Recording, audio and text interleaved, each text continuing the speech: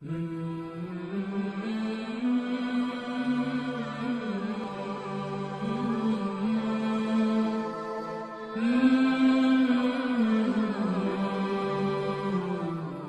طرح ایک دن ابو جہل نکلتا ہے.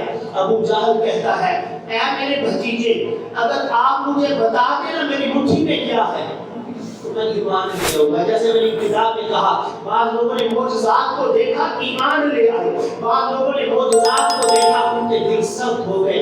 سبب کیا تھا؟ ان کے دلوں میں ضد تھی, ان کے دلوں میں حسد تھا, ان کے دلوں میں بغض والی بیماری تھی. یہ بیماریاں آج بھی اگر کسی مسلمان کے دل میں موجود ہے نا, حسد ہے, بغض ہے, کینہ ہے, اللہ کی قسم کو جتنی مرضی نمازیں پڑھ لے اس کا دل کبھی نرم نہیں ہو سکتا. حالانکہ عبادات, سخاوت, حج, قرآن کی تلاوت, ذکر و اذکار یا دل کو نرم کر دے. وہ حادثہ بیان کر رہے تھے یہاں پہ کہ اللہ کا ذکر, نماز, روزہ, حج, زکات, عبادات یہ تو دل کو نرم کر دینے والی چیزیں ہیں. دل کو نرم رکھے ہر لحاظ سے, ایک دوسرے کو برداشت کرے, ایک دوسرے کے لیے قربانی کا جذبہ اپنے دل میں رکھے. نہیں یار میں قربانی دے رہا ہوں, میں نے اس کا بدلہ اپنے رب سے لینا ہے, اور میرا اللہ وہ ہے جو اپنے بندوں کا ادھار نہیں رکھتا, وہ تو بڑھا چڑھا کے اپنے بندوں کو انعام کی صورت میں, ثواب کی صورت میں, عزت کی صورت میں, صحت کی صورت میں, نعمت کی فراوانیوں کی صورت میں. میرا اللہ قرض نہیں رکھتا, میرا اللہ بڑھا چڑھا کے ان چیزوں کو واپس کر دیتا ہے. آپ دیکھ لیجئے میرے نبی کے صحابہ کی جماعت, اہل بیت کی جماعت, یقین جانیے زندگی قربانیوں میں گزر گئی, زندگی اکرام میں گزر گئی, ایک دوسرے کو قدر کی, عزت کی نگاہوں سے دیکھتے ہوئے زندگی گزر گئی. کوئی ضد نہیں تھا, کوئی حسد نہیں تھا. اس لیے میرے بھائیوں جب بھی بیماریاں دل میں آتی ہیں, دل میں سختی پیدا ہو جاتی ہے, اپنے آپ کو اپنے رب کے لیے جھکا لو, اپنے آپ کو اپنے رب کے لیے نرم کر لو, اپنے آپ کو اپنے رب کے لیے نرم کرو. حضرت علی فرماتے جب جسم سے روح نکل جاتی ہے پھر بندہ مردہ ہو جاتا ہے اور پھر وہ اکڑتا ہے. وہ کہتے ہیں کہ یہ بات سمجھ سے باہر ہے کہ بندے کے جسم میں روح ہو اور بندہ پھر اکڑتا پھرے, یہ سمجھ سے باہر بات ہے. اس لیے میرے بھائیوں رسول اللہ صلی اللہ علیہ وسلم نے ارشاد فرمایا من تواضع للہ رفعہ اللہ, فرمایا اللہ کے لیے عاجزی اختیار کر لو. لیکن ہم جھگڑوں میں, ہمیں شیطان نے جھگڑوں کی طرف لگا دیا, ہمیں شیطان نے دوسروں کی عزتوں کو اچھالنے کی طرف لگا دیا, تاکہ نہ اسے نماز کا مزہ آئے, نہ اسے قرآن کی تلاوت کا لطف آئے. ہمیں شیطان نے ان چیزوں کی طرف لگا دیا اور ہم غیبت کر کر کے اپنی نیکیوں کو ضائع کر بیٹھتے ہیں. یقین جانیے مسجد میں بیٹھ کے غیبتیں کرتے ہیں, دکانوں پہ بیٹھ کے غیبتیں کرتے ہیں. ہم دیکھیں تو صحیح یار ہماری نیکیاں کتنی ہیں, ہماری نیکیاں تو اتنی ہے بھی نہیں, لیکن ہم نام لے لے کے فلاں اینجے, فلاں اینجے, فلاں اینجے, فلاں اینجے کنے شکوے کرتے رہتے ہیں. اور پھر الغیبۃ اشد من الزنا, اب زنا کتنا بڑا گناہ ہے.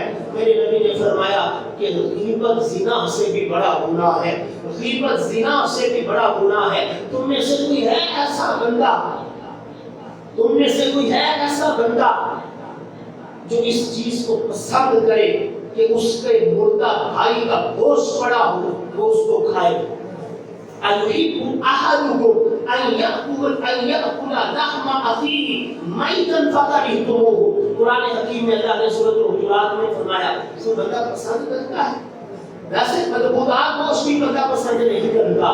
ہم گوشت خرید کے لائے, پتہ چل گیا اس سے بدبو آ رہی ہے, فوراً کسائی کو واپس کر دیں گے. یہاں تو کہا گیا کہ جس کے تو گلے شکوے کر رہا ہے تو ایسی ہے جیسے اپنے مردہ بھائی کا گوشت کھا رہا. امام ابو حنیفہ رحمۃ اللہ علیہ اللہ والے تھے نا, اللہ والے, اللہ والوں سے تعلق بنا کے رکھو, ایک دوسرے کو برداشت کرو. ایک بہت بڑے اللہ والے تھے, سید زادے تھے. ایک بڑی محفل میں ایک شخص نے انہیں کہا تو حرامی ہے. اتنا بڑا حوصلہ اور علم کا سمندر, تقوی کا پہاڑ.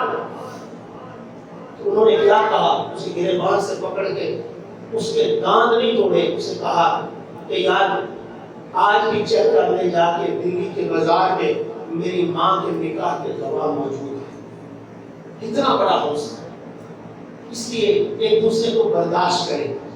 الغیبت والشہر، غیبت نے ہمیں شیطان نے یقین جانے ہمیں اس طرف لگا دیا ہے. وہ امام ابو حنیفہ رحمۃ اللہ علیہ علم کا سمندر ہے، تقوی کا پہاڑ ہے، تو وہ کہا کرتے تھے یار میں جب بھی غیبت کروں گا تو اپنی ماں کی کروں گا، کیونکہ سب سے زیادہ میرے اوپر حق میری ماں کا ہے. تو میرے پیشاب میں سویا کرتی تھی، جو ہر وقت میرے خیال میں رہا کرتی تھی.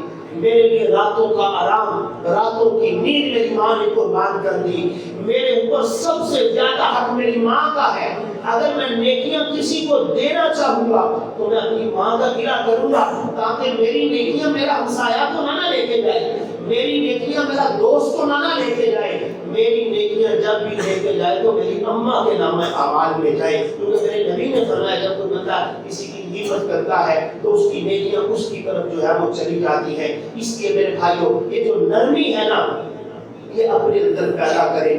یہ نرم دل کا ہو جانا، جہاں نرمی آتی ہے وہاں اللہ کی رحمتیں آتی ہیں، جہاں نرمی آتی ہے وہاں اللہ کی مدد جو ہے وہ شامل حال ہوتی ہے. وہ صحابہ تھے نا، صحابہ یوں لیٹے ہوئے ہیں، تیر لگے ہوئے ہیں اور پانی کر رہے تھے.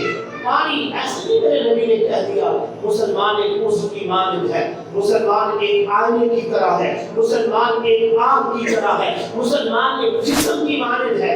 ایسے نہیں میرے نبی نے کہہ دیا، اس میں کوئی حقیقت ہے تو اس لیے میرے نبی نے کہا.